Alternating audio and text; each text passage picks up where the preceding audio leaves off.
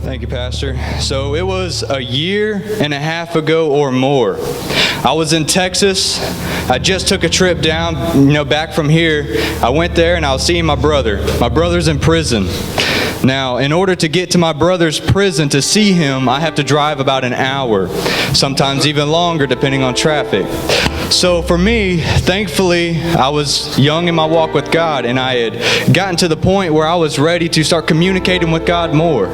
Anytime I wanted to talk to God. So that hour drive there, I talked to God the whole way there. He moved in my truck. He moved in my life mightily.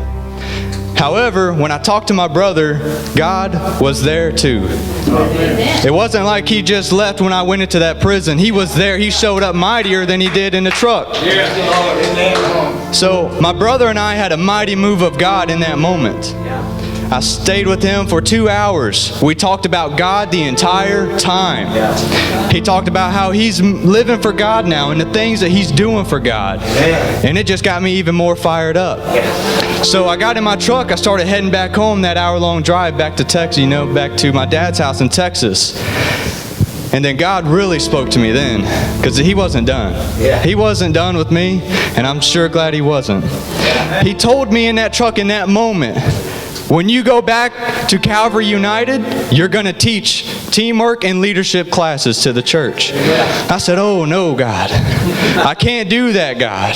And he said, no, you're going to do it. And I said, but God, I am one of the youngest men there. I'm one of the youngest adults there. Who's going to listen to me? Who's going to follow my teachings? I have one of the youngest walks with you, Lord, out of all the church. More people have been here 10 years, 5 years. I've only been in 3. And I just got committed, a couple weeks ago. Honest truth.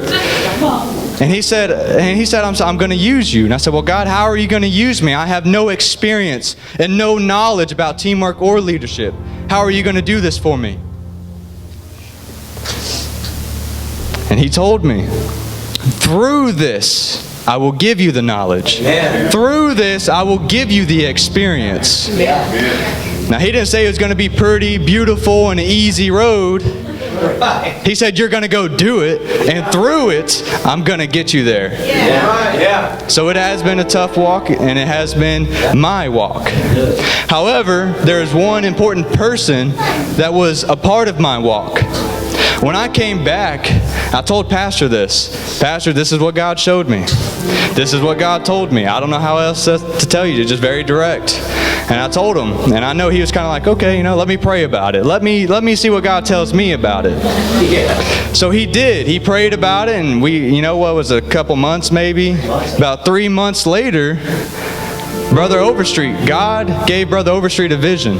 Maybe a dream, I can't remember, but that vision, you were standing up here, Brother Overstreet, and you anointed me with oil in your dream and in your vision.